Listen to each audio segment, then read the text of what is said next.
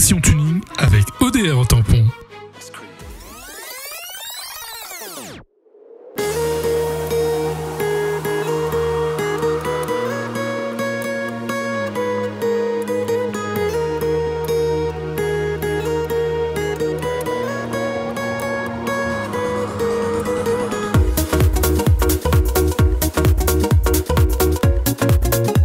Bonsoir, bienvenue dans cette édition spéciale de Passion Tuning. Aujourd'hui, direction Saint-Benoît, retrouvez monsieur le sous-préfet Serge Bidot pour la première partie de cette édition spéciale. Merci d'accueillir l'équipe de tuning, de Passion Tuning dans votre bureau. Et aujourd'hui, on va aborder le thème de la personnalisation automobile, faire le point avec vous concernant notre combat qu'on mène depuis un petit moment sur l'île de la Réunion. Est-ce que vous connaissez un petit peu ce phénomène du tuning? Quel est votre ressenti? Alors, je connais un petit peu ce phénomène du tuning et je sais que la Réunion est un des départements à dépenser le plus d'argent par individu sur l'ensemble de la France. Donc c'est vrai que les Réunionnais aiment leur voiture, aiment aussi embellir leur voiture. Donc tant que le tuning effectivement est l'expression, je dirais, d'une esthétique de véhicule et qu'il respecte bien sûr toutes les règles de sécurité et les règles des mines en fait. Moi, je n'ai pas d'avis négatif là-dessus. Tout à fait, parce que en fait, ensemble, nous allons échanger des éléments sur ce phénomène très important en France, notamment dans le monde entier et sur notre département. Et nous irons dans un flou juridique, en fait. Et nous sommes un peu à la merci, on va dire, des forces de l'ordre. Et on aimerait, l'équipe de Passion Tuning et Tuning La Réunion, qu'on soit respecté et qu'on soit reconnu. Parce que le tuning, c'est pas simplement de mettre de la couleur, mettre des jantes, embellir la voiture. Derrière tout ça, il y a plein de choses, notamment l'industrie qui a été créée depuis ses 82 ans, parce que cette année, le tuning est âgé de 82 ans. Donc là-dessus aussi, on voudrait avancer un petit peu pour avoir notre respect. Ce qui est déjà fait en Allemagne et aux États-Unis. Non, mais je crois que le respect, comme vous dites, il existe. Le problème, c'est de ne pas confondre les choses et que les membres du tuning se différencient aussi de ceux qui, au-delà du tuning, je dirais, trafiquent les voitures. Voilà. Puisque entre le trafic et le gonflage des moteurs... On parlait du racing, là, en fait. Hein, voilà. Si la pousse sauvage. Voilà. Hein, on va si voir, vous voulez, le racing, enfin tout ce qui est du deux roues, du scooter bricolé qui roule à 110 au lieu de 45, jusqu'aux grosses cylindrées qui doublent les carburateurs et ainsi de suite. Sur les routes réunionnaises, effectivement, ceux-là, je ne les respecterai jamais. Au contraire, je ferai en sorte qu'on les arrête. Tout à fait, mais il faudrait peut-être aussi essayer de les comprendre sans pour autant, on va dire, accepter ce qui se passe sur les routes réunionnaises. C'est-à-dire qu'on a des amateurs, des passionnés de racing, de préparation automobile, et il faut apporter une écoute. Il faut apporter une écoute et peut-être au travers de tout ça, essayer de les encadrer, les diriger sur un circuit comme le fait les associations JAP 974, RON 974 et TMVA sur le circuit Félix Richard. Voilà, non mais tant que les passionnés de quelque chose veulent assouvir leur passion dans les règles de l'art et dans les règles, disons, de sécurité des autres. On l'a vu encore récemment où quelqu'un s'est fait confisquer sa Mercedes.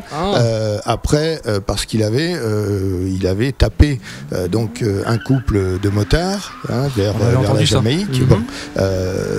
Moi, je ne pleure pas sur le fait qu'on ait récupéré au profit de l'État une Mercedes d'un coût assez élevé. Tout à fait, là-dessus, je vous comprends parfaitement, mais nous, c'est toujours partir dans cette optique parce qu'il y a énormément, on va dire, une mauvaise image sur le tuning et établir avec vous aujourd'hui qu'est-ce qui pourrait être mis en place, notamment face aux forces de l'ordre, pour que nous, on puisse rouler tranquillement, parce que parfois, beaucoup de nos passionnés m'appellent et me disent voilà, on a eu un PV. Le problème, si vous voulez, le problème du tuning, c'est qu'effectivement, au-delà d'un véhicule de série, c'est de se différencier des véhicules de série et de se montrer.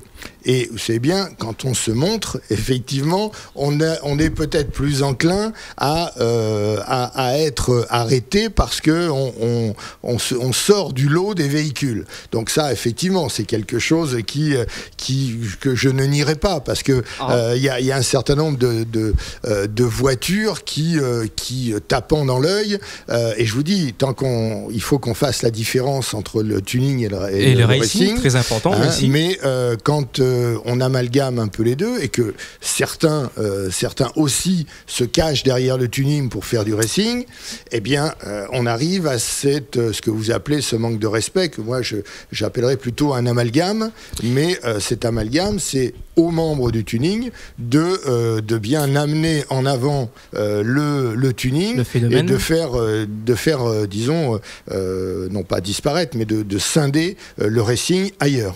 Tout à fait. Mais est-ce que vous êtes prêt, par exemple, à suivre l'association Tuning La Réunion, qui se bat depuis 4 ans à sortir, on va dire, un texte on va dire apporter ça à chaque passionné, pour que sur chaque contrôle, les forces de l'ordre voient que ces personnes-là sont vraiment issues du tuning réunionnais, et qu'ils puissent au moins faire la comparaison, on va dire, entre ceux qui poussent et ceux qui personnalisent leur voiture.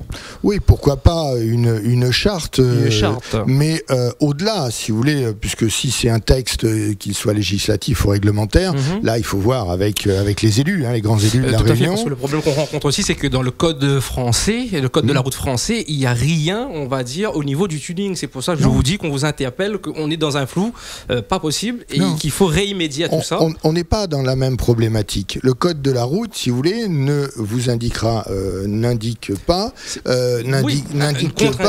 n'a pas de contre-indication, mais n'indique rien. Effectivement, là, on est plutôt dans l'homologation des véhicules par rapport aux mines, par rapport et d'une homologation qui est faite d'ailleurs systématique, des pièces qui sont produites pour embellir les voitures, pour changer la forme des carrosseries, puisque c'est ça. C'est ça aussi. Et si vous voulez que tout cela, dans la mesure où il y a des homologations sur ces pièces, il n'y a aucun problème pour que ces pièces soient mises sur le marché et soient montées sur les véhicules. Tout à fait. Donc j'espère que prochainement on aura l'occasion de vous retrouver sur un de nos événements et vous présenter, on va dire, le potentiel du tuning réunionnais, parce qu'il faut savoir que ça crée des entreprises, le tuning, que ça crée des emplois, mais pas que, parce qu'on a noté que l'industrie PME à l'heure actuelle, chaque année, d'acquérir près de 600 millions, on va dire, de chiffre d'affaires. On flirte avec le milliard, et je trouve que c'est franchement pas mal. 600 millions, on flirte avec le milliard pratiquement. Dans toute l'Europe, on est à 4,5 milliards de CA, en sachant, on va dire, on note un développement un petit peu plus important du côté de l'Allemagne. Je crois qu'il faut pas que le prendre, enfin, faut pas le présenter comme un peu un chantage à l'industrie, au nombre d'emplois créés, ainsi de suite. Je crois que c'est pas ça. Non, là c'est pas de façon, on n'acceptera jamais des créations d'emplois qui vont à l'encontre de la sécurité ou des choses comme ça. Je crois qu'il faut que tout soit effectivement dans les clous, et que le fait d'avoir un chiffre d'affaires important ne dédouane pas du reste. Et c'est vrai que dans cette optique aussi, en 2007, la FI2A est devenue la FICAT. Je ne sais pas si vous connaissez un petit peu la FICAT, qui a été reçue, la FICAT qui est la Fédération des importateurs et constructeurs des accessoires et du tuning, composée d'une trentaine de professionnels, et qui a été reçu au niveau ministériel, justement, par monsieur Michel Villebois, directeur des actions interministérielles, délégué de la sécurité et de la circulation routière au MEDAT. À Paris. Donc je ne sais pas si vous le connaissez. Oui, je crois qu'il n'y est plus d'ailleurs, M. Villebois. Oui, voilà. Mais je veux dire, est-ce que vous n'avez pas pu, on va dire, poser des questions, rechercher des informations avec eux pour voir qu'est-ce qui a été fait à ce niveau? Non, parce que si vous voulez, la problématique dans nos départements et dans nos régions, pour moi, dans ma mission, c'est une problématique de sécurité routière. C'est pas une problématique de faire évoluer les textes pour le tuning. Si vous voulez, là, ça dépasse ma compétence, et c'est plus vers effectivement les grands élus, pour aller vers des textes législatifs ou réglementaires qui soient pris, ou bien au niveau de la DSCR, directement avec les associations, puisque vos associations font partie du comité interministériel. Voilà. C'est à elles de faire remonter au niveau central pour que ensuite les textes, quand ils sont faits, nous reviennent. Très bien. Donc, pour finir avec le thème du tuning, qu'est-ce qu'on pourrait dire pour conclure les passionnés qui nous regardent, tous nos fidèles qui nous soutiennent sur Télé Créole grâce à l'émission Passion Tuning? Écoutez, moi, c'est quelque chose, c'est vrai que c'est très joli, ça a une esthétique très intéressante, donc que chacun assouvisse sa passion comme d'autres passions, hein, dans la mesure où, je vous dis, c'est fait dans les règles de l'art et dans les règles de sécurité. Moi, je peux que souhaiter bon vent au tuning. Hein. Ah ben, je vous remercie. Donc, on va dire sur les futurs contrôles, nos passionnés de tuning avec leur véhicule prochainement avec les forces de l'ordre risquent d'être, on va dire, dans de meilleures conditions, je l'espère. Ils ne seront pas, disons, moins bien traités que les autres automobilistes. Ben, je vous remercie. Donc, ce sera à nous de mettre en place un travail avec nos associations pour que tout cela avance. Et bien sûr, ce phénomène de la pousse sauvage, on va y arriver, le domaine du racing. Est-ce que vous savez un petit peu, vous connaissez un petit peu les structures qui sont en place, notamment le circuit Félix Guichard, oui, bien et sûr. les associations qui travaillent, notamment en partenariat, RON 974, JAP 974 et TMVA. Est-ce qu'ils ont pris contact avec vous? Certains ont pris contact avec moi. On a eu effectivement des discussions. Hein, parce que dans le phénomène de pousse, il y a plusieurs choses. Il y a plusieurs choses. Il y a effectivement les passionnés de vitesse qui, ceux-là, acceptent d'aller sur un circuit.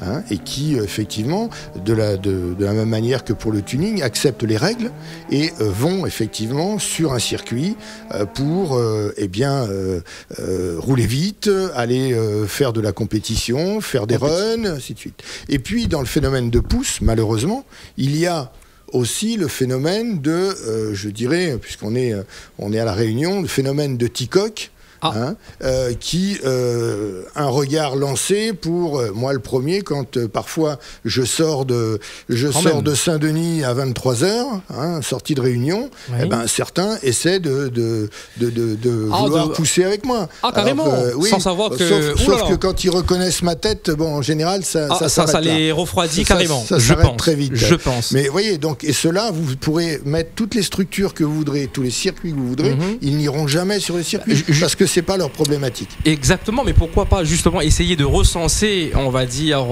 ces mauvais comportements et justement aider ceux qui veulent venir sur circuit. Qu'est-ce qui va être mis en place? Est-ce qu'il y aura des choses qui vont être mises en place pour ces passionnés? Il ne faut pas attendre tout du public, si vous voulez. Ce qui est mis en place actuellement, il y a un circuit privé, il y a, j'avais rencontré Monsieur Beltoise, hein, Jean-Pierre Beltoise, bien connu de tous les passionnés d'automobile, et qui avait un projet de circuit ici. Je ne sais pas où ça en est, mais je crois que, si vous voulez, il ne faut pas tout attendre du public, il faut aussi que les gens se prennent en charge. C'est le cas du circuit Guichard. Alors, s'il y a d'autres projets, parce que l'autre problème, c'est qu'il faut beaucoup de surface, et qu'on est sur une île. Hein, donc trouver une surface pour un circuit, c'est pas toujours facile.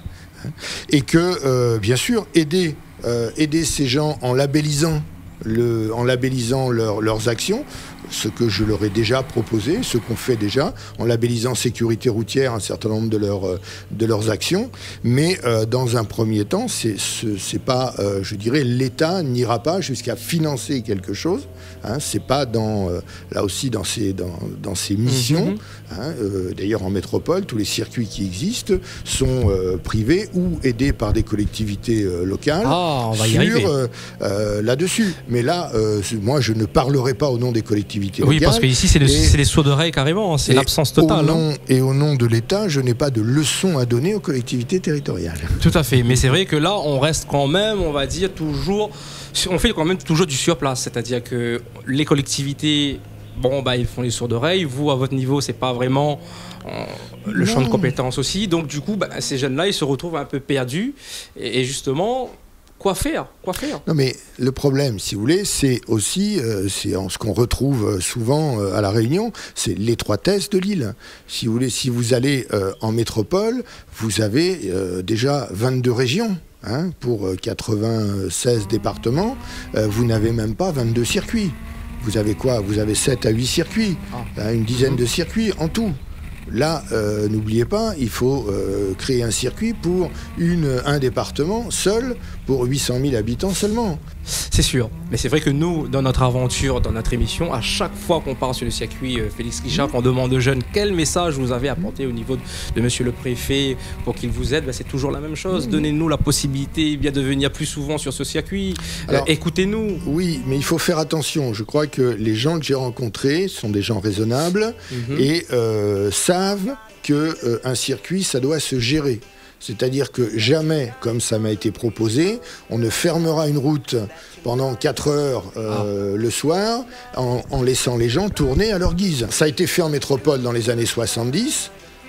Si c'est pas géré et si c'est pas fermé, eh bien, on ramassera les morts tous les dimanches matin. Il faut se concentrer sur les circuits. Parce que vous n'empêcherez jamais quelqu'un qui sort d'une boîte de nuit avec 2 grammes d'alcool d'aller vouloir faire l'imbécile sur quelque chose qui est complètement libre. Cette édition est à présent terminée. On se retrouve la semaine prochaine pour une toute nouvelle émission. On parlera entre autres de sécurité routière avec monsieur le sous-préfet Serge Bidot. Bonne soirée sur Télé Créole.